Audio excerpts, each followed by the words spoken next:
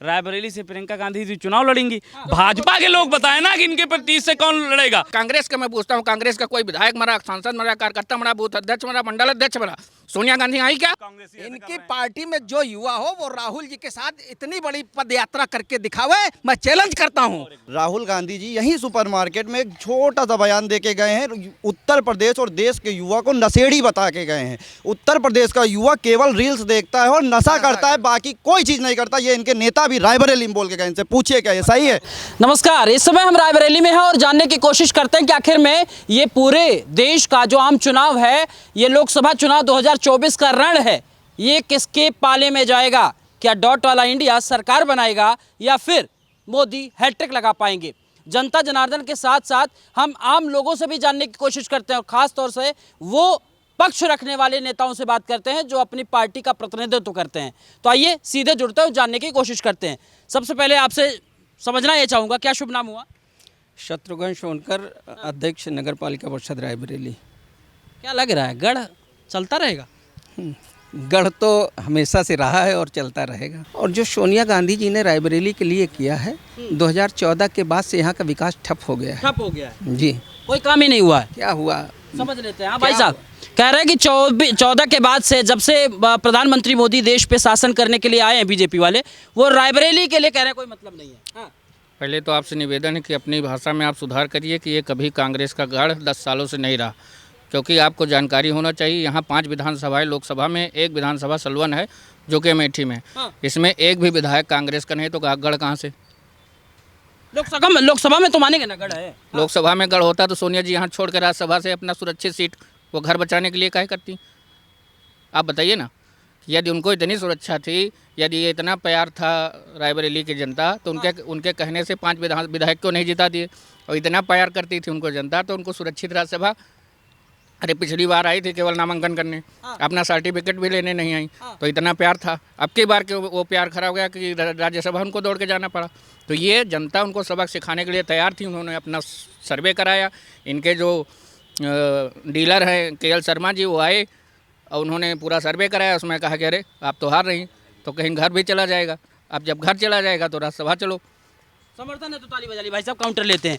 कह रहे अगर इतना ही प्यार था तो क्यों छोड़ के चले गए? बसे रहते यहीं पे। हाँ। अगर भाजपा के पास हाँ। यहाँ के रायबरेली के नेता होते ना, हाँ। तो कांग्रेस के लोग उसमें जाकर के नेता बने हैं। कांग्रेस के नेता, कांग्रेस के बनाए हुए नेता भारतीय जनता पार्टी तोड़ के ले जाती है, उन्हीं को नेतागिरी कराती है। भाजपा के पास अपने नेता नहीं है, जमीनी नेता उसके पास नहीं है। रायबरेली में कांग्रेस के ही बनाए हुए नेता वो भारतीय जनता पार्टी में जाते हैं, वहाँ राजनीति सीखते हैं।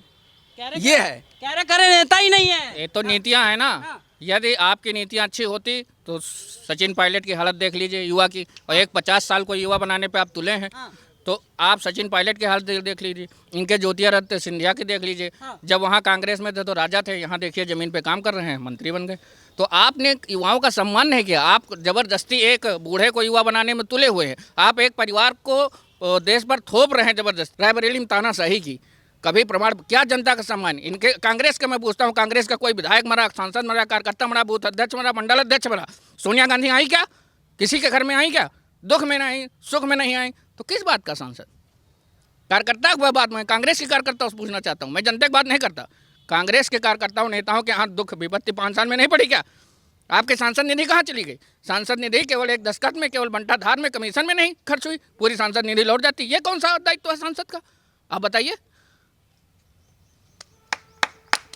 कह रहे भाई साहब सांसद निधि तो खर्चा नहीं कर पाते, यही आरोप राहुल गांधी पे लगता है। और किस बात का प्रतिनिधित्व करते हैं आप? इनके सांसद हो तो इनको पता हो कि सांसद निधि कहाँ खर्च होती है। हाँ। नहीं, इनके सांसद नहीं है।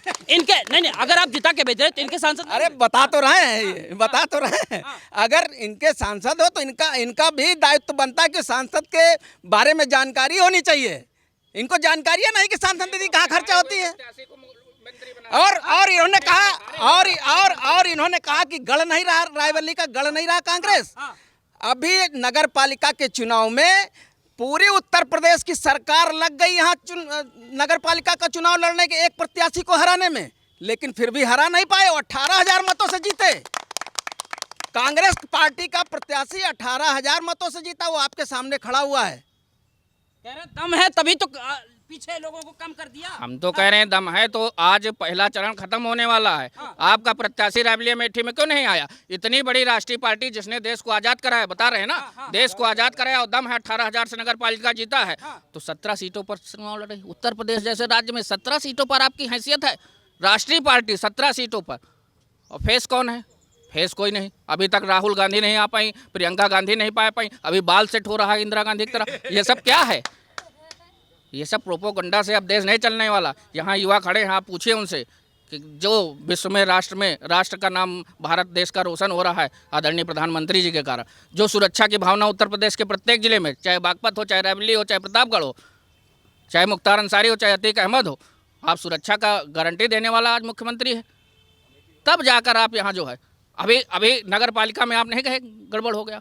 अभी दूसरे राज्यों में कांग्रेस सरकार नहीं बनेगी, अभी देखिएगा जब रायबरेली हारेंगे तो कहीं ईवीएम गड़बड़ हो गया। ईवीएम से बड़ी कैसे है भाई साहब? हाँ, ईवीएम वाली। देखिए, पहली बात तो नगर पालिका का चुनाव ईवीएम से था ही नहीं, और दूसरी बात रायबरेली में हमेशा कांग्रेस का ही गढ़ रहा है। इनकी पार्टी में एक मंत्री हैं दिनेश प्रताप सिंह, वो पूरे जिले में आप घूम के देख लीजिए, फर्जी पत्थर लगे हुए हैं, एक ईंटा नहीं रखा गया है। पूरी भाजपा इस जिले के साथ सौतला व्यवहार के साथ लूट कर रही है।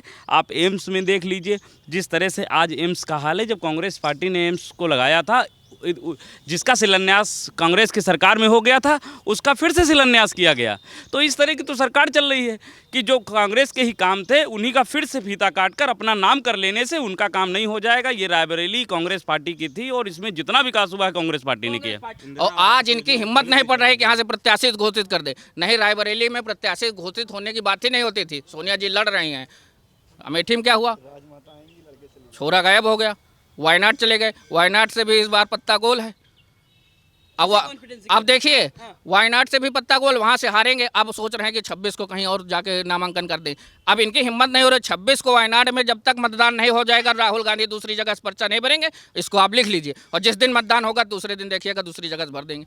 ये है उनका कॉन्फिडेंस, लूज हो चुका है। क्या करें? क्या लग रहा है? क्या ये मुद्दे पे बात नहीं करेंगे। आएंगे क्या? हाँ। देखिए, आएंगे नहीं आएंगे गांधी परिवार का फैसला है, ये वो तय करेंगे। कांग्रेस पार्टी का फैसला नहीं, कांग्रेस पार्टी लड़ेगी। राजमाता का फैसला होगा। राजमाता जो कहेंगी वही कांग्रेस करेगी, दूसरा कोई नहीं करेगा। दामाद मांग रहा है, उसको दे दे रहे हैं। दामाद मांग रहा है, बिटिया मांग रही, लड़का मांग रहा है। रायबरेली के लाल को लड़ाए, हमारे अध्यक्ष जी खड़े, अध्यक्ष जी को कांग्रेस चुनाव लड़ाए, राहुल भैया खड़े, इनको लड़ाए।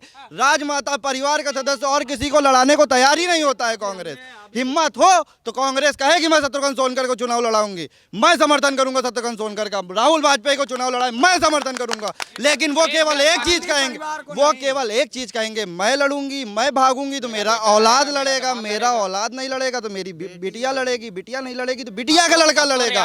लेकिन रायबरेली का कोई लाल कांग्रेस से चुनाव नहीं लड़ेगा। कांग्रेस पार्टी की बड़ी नेता नहीं है वो राजमाता केवल गांधी परिवार। क्या शत्रुघ्न सोनकर जी अभी कह रहे थे कि मैं 18,000 वोटों से जीता हूँ, रायबरेली का गढ़ है, इनको चुनाव लड़ाए ना। बड़े नेता है कांग्रेस के, रायबरेली के बड़े नेता है, जनाधार वाले नेता है, इनको लड़ाए चुनाव। मैं कह रहा हूँ पार्टी का अपना अपना पार्टी का फैसला नहीं होता उनके यहाँ जो फैसला होता है राहुल गांधी लेंगे, राहुल गांधी लेंगे, मम्मी देंगी, बहनी देगी, मम्मी लेंगी, जीजा लेंगे। क्या शत्रुघ्न सोनकर जी को चुनाव लड़ाएगी, राहुल वाजपेयी जी को चुनाव लड़ाएगी? नहीं लड़ाएगी। क्यों? उनके परिवार, तो यहाँ का स्थानीय आदमी नहीं लड़ा।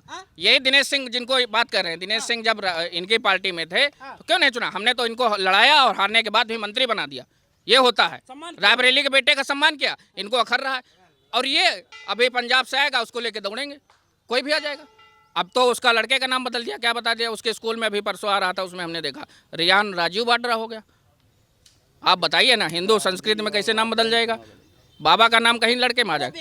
नहीं, व्यक्तिगत, फिर वही व्यक्तिगत तो यही थोपा जाएगा, यही व्यक्तिगत। भाई व्यक्तिगत आप बताइए ना, व्यक्तिगत हम नहीं कर रहे हैं। जब गांधी परिवार का कोई व्यक्ति रायबरेली नहीं आया लड़ने, तब क्यों रायबरेली से टिकट नहीं मिला कांग्रेस में? आप बताइए ना, यह है प्रश्न, है कि नहीं?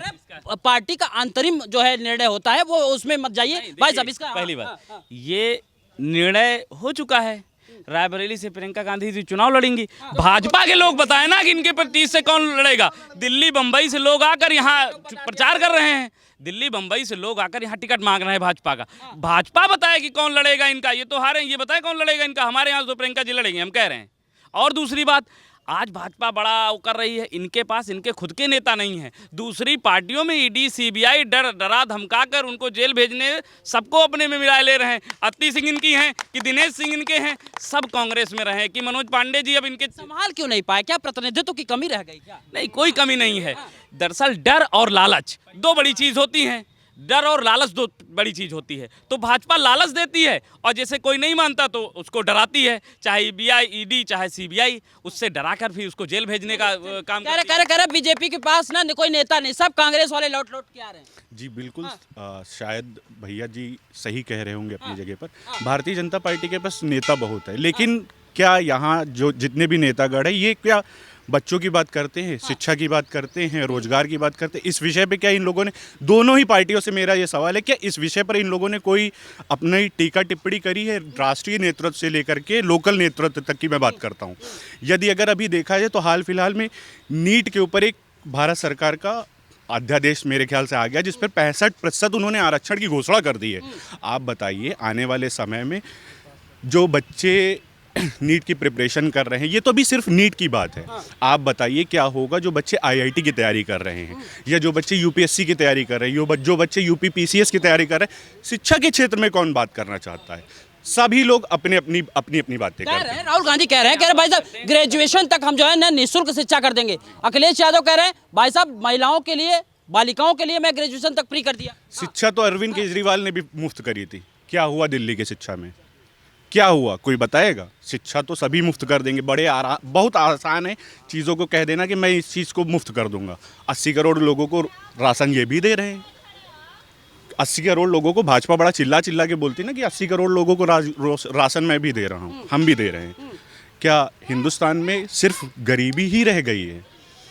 गरीबों के विषय पे ही आप सारी चीज़ें करेंगे? आप सोचिए उन गरीबों को बाहर कैसे निकालना है, उस विषय पे कौन सोचेगा? रोजगार की तरफ कौन जाएगा? जो युवा खड़े हैं उनसे कोई पूछेगा? राहुल गांधी कह रहे हैं 5 गारंटी में उसमें युवाओं के लिए भी है। राहुल गांधी की अभी गारंटी थोड़ी देर पहले मैं पढ़ रहा था। राहुल गांधी ने जो गारंटियां दी हैं, उन्होंने कहा मैं डिप्लोमा की और डिग्री होल्डर्स को 1 लाख रुपए सालाना दूंगा।